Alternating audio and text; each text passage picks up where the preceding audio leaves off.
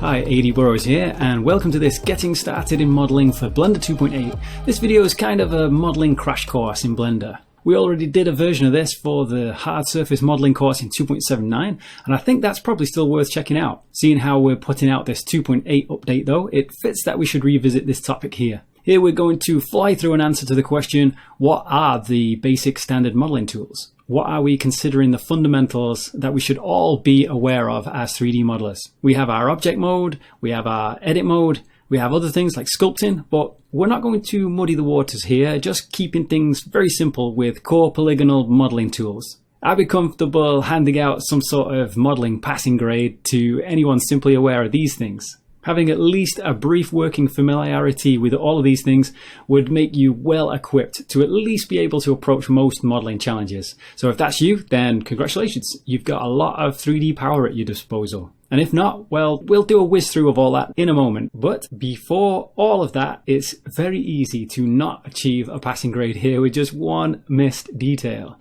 It's the thing that trips most people up, and it's probably the thing that most people have asked us about when trying to figure out why their modeling isn't looking right, or the tools just aren't working predictably. The good news is, it's a pretty easy fix. Alright, so having hopefully built it up enough now that this coming info has a good chance of sticking in the mind, I can uncover the problem and the solution. To demonstrate the problem, here we've got two identically sized cubes and we're in object mode right now. If I shift select both cubes, I can tab into edit mode on both of them. I'm going to switch it over to edge select mode, shift select the same edge on each cube, and let's do a bevel. So that's Ctrl B. And we would expect these to look basically the same. We should expect the sort of bevel behavior that we can see in the background cube there. But the one in the foreground is definitely not looking right. So the problem stems from just not knowing or simply forgetting the difference between scaling in object mode, as we're in right now, versus scaling in edit mode. And if I select everything with A and then scale again, this matters, particularly when we end up scaling in a non-uniform way. Alright, so let's explain that a little bit further. Let's tab back out into object mode. And if we tab into edit mode on this one and press U to unwrap, you'll even notice that it says object has non-uniform scale. So it's kind of giving us a bit of a warning there. Whereas on this one, if we press U and unwrap, we get no such error. I almost feel like maybe when we're tabbing into edit mode and about to perform an operation, some sort of modeling tool, that maybe a similar kind of warning should show somewhere, but as you can see with Ctrl B, there's a lot of information in that bottom status bar. Maybe simply the color could change just to indicate that there's definitely some non-uniform scaling on this. So what exactly does that mean? Well, if we tab into object mode and press N to open up our sidebar, you'll see the scale values of here is 1, 1, and 1. That's uniform, all the values are the same. And the dimensions, 2 meters by 2 meters by 2 meters. On this cube, however, although the dimensions are exactly the same as this other cube, you can see that the scaling is different on the y-axis. Luckily, it's super easy to fix this. If happy with this scaling that we've done at the object level, we can simply go Ctrl A and then apply the scale. And now you'll see it maintains the same dimensions, but it's set the scale down to 1 on all axes. And if we shift select both of these cubes now and just have the edge in question there and go to Ctrl B again, this is the kind of bevel we might have been looking for in the first place. So just for completeness, I'll show how I created the problem. I pressed S to scale and then just locked it on the y-axis and then 0.1 to shrink it to 1/10 of its size on the y-axis, as you can see there, and then tabbed back into edit mode, pressed A to select everything, and then scaled it by pressing S and then locking it on the y-axis and then typing in 10. So essentially at the edit level, doing the opposite scaling that I just did in object mode. So it ends up looking the same as it did at the start. We can kind of think of the object level scaling as a kind of multiplier. And if I go Shift A to add in a mesh sphere, for example, just leave that in the center there. And with this cube, we can go over to the properties window and then we can find our mesh data panel. We can see the mesh data this is using is cube.001. The mesh data that this one's using is just cube. This one's using sphere. So if I actually change this one, instead of being cube.001 to use sphere instead, you can see we actually get something which looks a lot more squashed. So don't worry if that seems a little confusing. I promise you will get the hang of it. It's just a matter of keeping an eye on the scaling that you're doing at object level, which is acting as a kind of multiplier on the positions of the vertices at edit level. So the position of the vertices are kind of kept within this mesh data object here called sphere. And since this one is unscaled, we know that the positions and the distances between all those vertices would actually look like this. But since the object level scaling is acting as a kind of multiplier on top, we can see that the position of these vertices are being squished along the y-axis. And so to kind of reverse that, we could reset this by just setting that back up to 1. Or if we really like that position, we can go Ctrl A and then apply the scale instead. But you'll notice that when we try that, we get an error message saying that isn't going to be possible because this is a multi-user object. Now what that's referring to is you can see this little number 2 at this side of where it says sphere. That's basically telling us that 2 objects are using this same mesh data object or container, I guess you could say, called sphere. And by trying to apply the scale, it's possible that we could be giving Blender some contradictory information here about the same mesh. So in this example, we're trying to say when the scaling is set to 1, we want the positions of the vertices to look like this. And on this one, we're trying to say we want the position of the vertices to look like this. But here we do have a contradiction as the scaling is already all at 1. So in this very case, we're giving Blender 2 completely different bits of information. If we really did want to keep this, we would have to make this a unique object first. So for example, we could just click that number 2.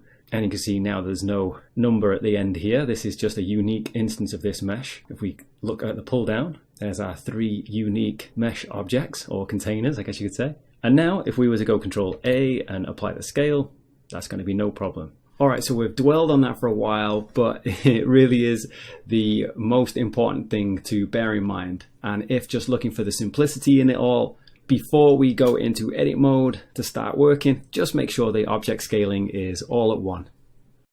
We can use gizmos to manipulate our objects in certain ways. To find some of our fundamental gizmos in modeling, we can come over to the viewport gizmos here, and we can turn on our move, rotate, or scale, or even have multiples in there.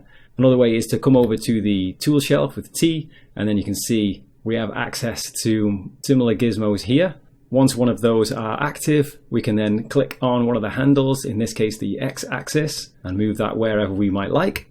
But as you could probably tell, if we just switch to a selection tool instead, that frees us up to just be able to use shortcuts, and then we don't need the gizmos cluttering up our view. So we could just use G to move around. And if we wanted to still constrain it along the X-axis, we could just simply press X, or Y instead for the Y-axis, or perhaps we could go Shift Z. The addition of shift there, meaning that that's the only axis that we don't want to actually move along. It also means that we can key in very, very precise values. So we can go G, X, and then say press 2. That's going to move it 2 units in the positive X direction. As we did with translate there with G, we can also use R for rotate and S for scale.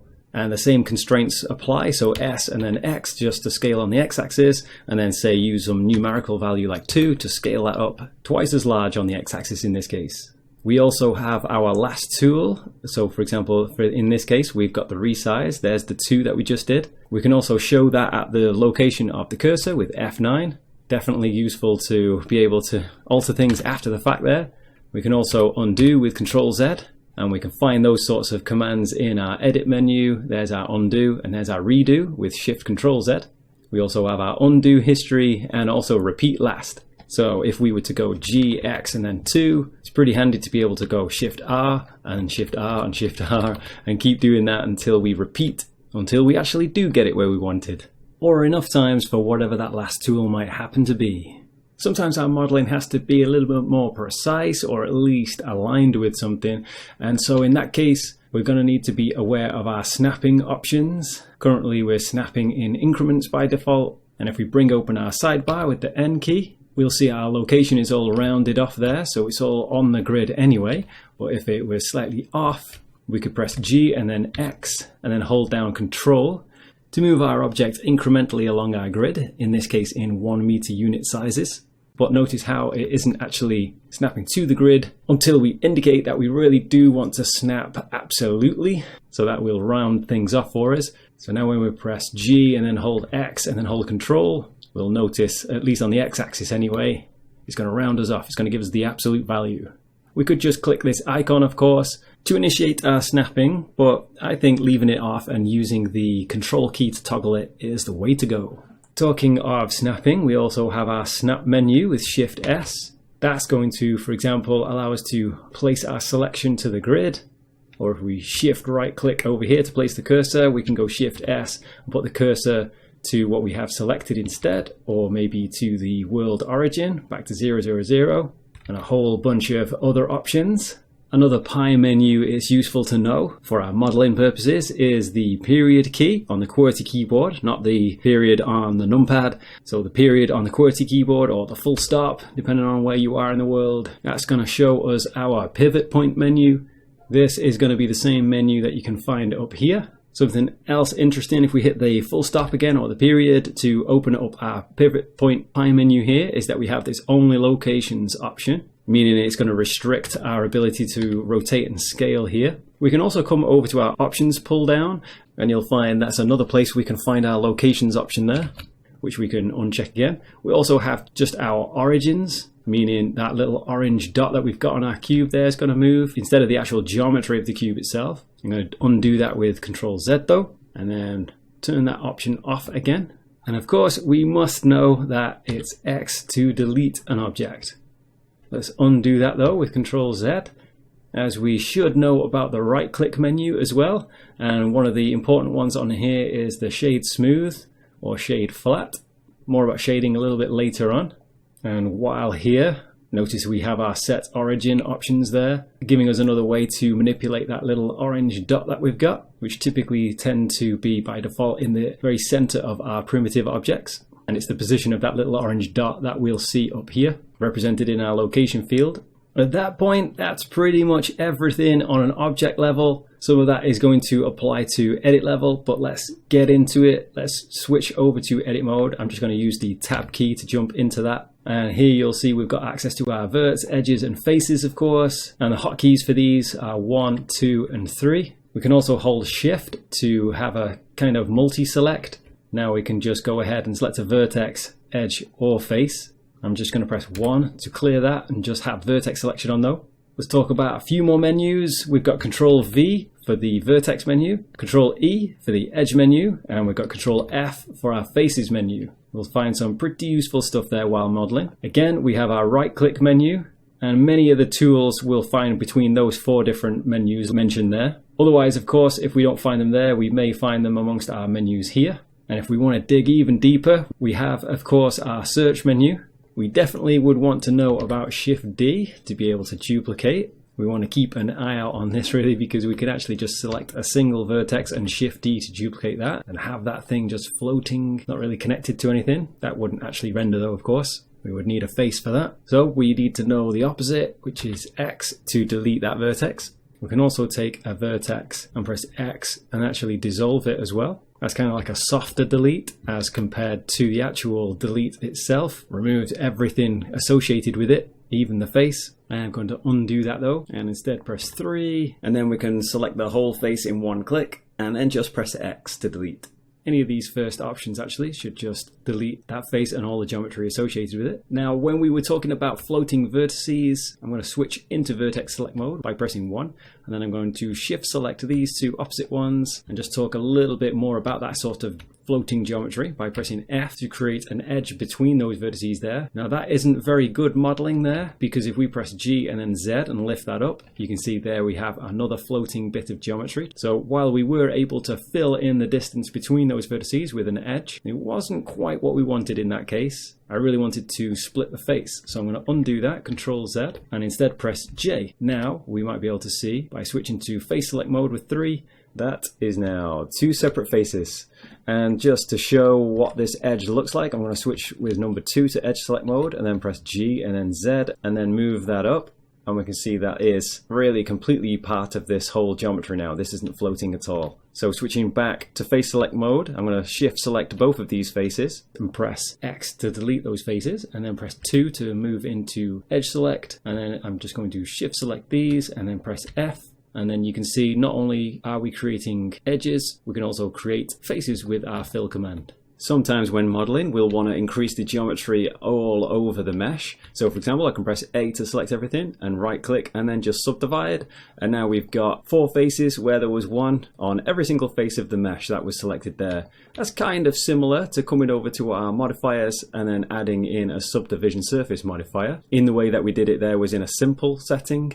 So instead of Catmull Clark, just switch over to simple. And then if I come over to view the wireframe and increase our viewport settings there, you can start to see the amount of geometry that we can build up very easily over time. Or if we want to smooth it out, of course, we've got that option. I'm going to remove that though, and then tab into edit mode. Let's go and right click and subdivide one more time and open up this. As you saw on the modifier, we could get a smooth option, and that's where we can find our smoothness here. And we can even go beyond that number 1, like for example 2, and we've got a few other settings there. I'm going to undo that though with Ctrl Z and switch to edge select by pressing number 2, and then let's select this edge here, and then I'm going to right click and subdivide that. And since we have our smoothness still set there, it's raised it up, so I'm going to turn that down to 0. And we can see that this is now 2 edges. That edge has been subdivided. We have this single vertex in the middle now. Something else to bear in mind with our subdivision is that we can select 2 edges like this. So I'm going to shift select these and right click and subdivide. And then those extra new vertices that it placed in the middle of the edges that we had selected, it's gone ahead and kindly connected them with an edge for us. So that's quite handy because we can clearly use that for things like this. We would select a small ring of edges and then right click and subdivide to create a division down the line there. Another way to create more geometry is to extrude. I'm just going to first select those 2 edges, press G and Z, and then move them down just so that we have a different angle to work with here. Now I'm going to press 3 to switch into face select, shift select these 2, and then press E to extrude. We'll notice that extruded by default onto its normal. We could of course change that to global or any of these other options of course. The thing to bear in mind here is that the extrude action is actually extrude and move, as you can see there. So if we were to select these and press E and then right click, we might be forgiven for thinking that we haven't actually extruded there, but really we've done some bad modeling there. We've left them in place. So if we press G now, you can still see all that squished up geometry around the perimeter of our selection there. So I'm going to undo that with Ctrl Z. Another way to extrude is to use the Alt E menu instead. So instead of just getting the extrude faces, we get specific extrude faces along normals and extrude individual faces. Something that's worth bearing in mind, of course, is that these are joined, the ones that we extruded earlier, where if we were to take these and go Alt E and then choose extrude individual faces, it looks kind of the same at first, but it isn't. We have to remember we have this additional geometry in between. Another way to extrude is to select this and then just Control and right click somewhere in the viewport. So Control, right click, and in fact I'm going to try and be a little bit more precise by jumping into a front orthographic with 1 on the numpad, and then go Control and right click around, and we've created this thing.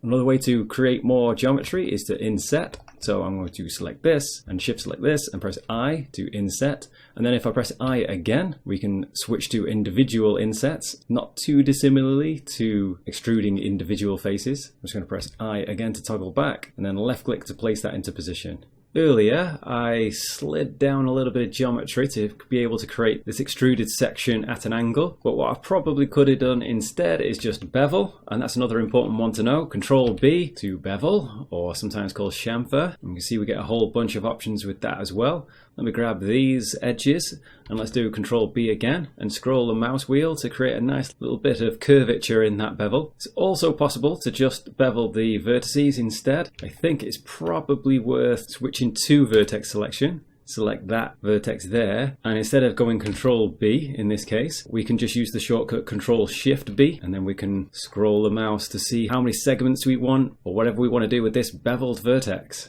Earlier we used subdivide to create some extra loops and just general extra geometry for us to be able to move and model that into whatever meaningfulness we want. Something similar, which is just to use our Ctrl R shortcut key to add in extra loops. We'll notice at the status bar at the bottom here, you've got select a ring to be cut and use the mouse wheel, or page up and down for number of cuts. I'm just going to place in the 1 loop cut though, press left click, and then it enters into the slide tool. So I'm just going to right click to just make sure it's perfectly centered. Now pressing Z to go into wireframe, you'll see that that's gone actually all the way around. So I'll undo that and just show that it is possible to terminate an edge loop. The easiest way to do that is just to select where you want to terminate it. So let's say we wanted to stop here, and then let's say here.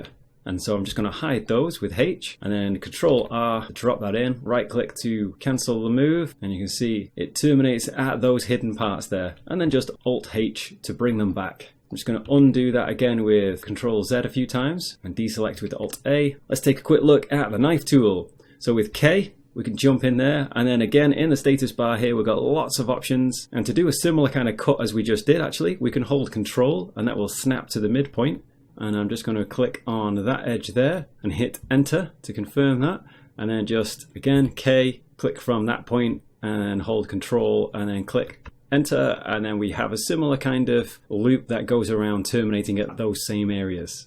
Another tool worth knowing about, if we just select everything with A, I'm going to Shift D to duplicate it, and let's push it on the Y-axis just to about there. And in fact, let's just spin all of these guys around. So I'm going to go into wireframe, left click and drag across everything, RZ 180, Z to switch back over to solid shading, and then let's see, let's take this face here, Shift select this face, and then I'm going to go Control E, and then we've got bridge edge loops there, and that's going to just create some geometry between our selection. Now lucky for us, if we press H, it has done the decent thing and removed the faces that we did have selected, because otherwise that would be quite bad non-manifold geometry that had been created. We can do that with faces selected, or we could do that simply enough with just edges. So let's say we wanted to bridge between these two, I can just go into edge select mode and then go Control E and bridge those edges there. Next, it's worth knowing about merging geometry together. So I'm going to switch over to vertex select, and what might happen quite a lot is we come over to our snapping options and switch to vertex, and then press G and then hold Control, and that'll snap it over that point. But we don't want two vertices still hovering in that area, so what we want to make sure we do is have both vertices selected. Now, I don't like to do it that way. I like to do it in wireframe to make sure that I really do get everything that I want. And then what we can do is use Alt M, and then we have a little menu here, at center, at cursor, collapse, or by distance. This by distance used to be called remove doubles in previous versions of Blender, but this is pretty much what we want, and we get a merge distance factor here. But we can see at the bottom it's remove the vertex, so that's all we needed. Now I'm going to undo that with Ctrl Z a couple of times, and another way we could have just simply done that is to shift select the second one, and then again Alt M, and then here now we can say we want to merge at the last one that we had selected there. Another useful thing to know about is our sliding. We can just double tap G to slide, and that will conform this vertex down the lengths of the edges either side there, or down this one for example. We can do that with vertices or edges, so I'm just going to select this edge here for example and just double tap G, and then we can slide that either way there. I can Alt and left click on something to get a loop. I can Control Alt and left click on something to get a ring. In previous versions of Blender we went over quite a lot of different selection options, which are well worth complementing the whole modeling workflow, and if you check that out you'll see that most of that all applies here in 2.8 and beyond. Just a couple of things too important to miss out though is if we select that and now press Ctrl L, it'll select all the linked geometry. Notice this piece isn't selected, even though it's part of the same mesh. And if we deselect with Alt A and we didn't have any part selected first, we can just hover our cursor over it and press L again, and that will add other pieces to our selection. Another useful selection thing we should probably cover is the Shift G selecting similar. So if I switch to face select with 3, select this one and then go Shift G, you can see we can select similar. Coplanar is a good one. And then based on the threshold, it's going to try and pick up everything facing roughly the same way there. But only those faces connected to our selection. Ready for us to say, press E and extrude out again or something. Let's take another quick look at shading. While in object mode, we could right click and shade smooth and flat on a kind of universal level.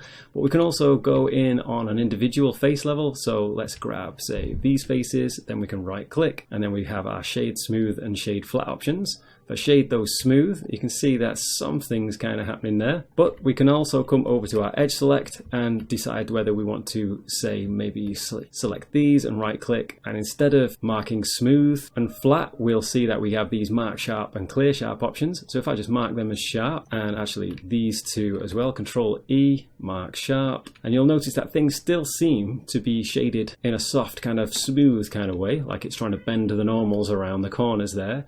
And that's because something we need to do to make these edges come alive and start having an effect is just to come over to this bit here, go over to the normals and click on auto smooth. So we can use this auto smooth here, bringing this down, but you'll notice this isn't really having much of an effect. The typical workflow with this would be to be in object mode, shade the whole thing as smooth, Now this has just kicked in. As we start to rise this up, you'll see more and more parts of it start to become a little bit strange for this kind of shape to be smooth, to be fair, as the normals are working kind of overdrive here. But despite this really high setting, so let's say 180, meaning everything is going to be smooth, you can see that this bit is still flat or sharp, and that's thanks to our edges. So let's just grab those edges, Ctrl E, and clear them. I don't think we actually got all of them there, so let's just get these, clear sharp, and we're good to go. Well, not really, let's do one more thing to fix this. Let's come to our select menu and select our sharp edges, and we've set a sharpness of 30 degrees there. That seems good enough to me. Ctrl E and then mark sharp. As you're working, by the way, if all these sharp edges start to get irritating, you can just come over here and switch them off. So that's something to bear in mind, but I just like to keep these things on because I'm prone to forget. And just to try and underscore the point with these sharp edges, we can select them all with A, go Ctrl E and clear the sharp. And I'm going to deselect everything with Alt A. We could instead just set that to 30 to get basically the same kind of effect. And if we tab into object mode, let's turn off our wireframe there. And you can see that still these areas are smooth. They're under the threshold of this 30 degrees. I'm going to switch to edge select with 2, press C and just left click and paint across those edges and go Ctrl E and mark sharp. And while it's a little bit subtle, you can see that those are all sharp there. Those are kind of all faceted and not smooth. But if you want complete control, we'd need to set that to 180 and then manually choose which edges we want sharp. So I'm just going to undo all that with Ctrl Z. We covered some menus at the beginning like Ctrl E, Ctrl V, Ctrl F. And the right click menu, another good menu to know is the Alt N for the normals menu. So let's grab this face here and then go again, Alt N, and then flip it. Nothing really happened. That's because I need to make sure I've got my back face culling on, because we just flipped the normal direction. And so we're looking at the back face of that particular polygon now. And so because we're culling that, we can see through. Now that's going to have an effect on certain polygonal modeling things that you might try to do. So for example, Boolean would not appreciate this kind of geometry. So it's worth being able to see where that sort of stuff is. So again, if we wanted to fix this, we can go Alt N and just flip it. Or you'll notice in the top of that menu there, we have a couple of shortcut keys just to recalculate. And that's a fast option. So Shift N usually clears whatever troubles that we're having with our normals there. But for the rest of these options, those are the main basics that we want to cover there. So that wraps up our crash course for modeling in Blender 2.8. With just these standard modeling tools, you can consider yourself pretty dangerous on the 3D landscape. You can make a decent impact in quite a lot of ways. So thanks for watching. This is Aidy Burrows, and you've been watching the 2.8 update for the hard surface modeling course in Blender.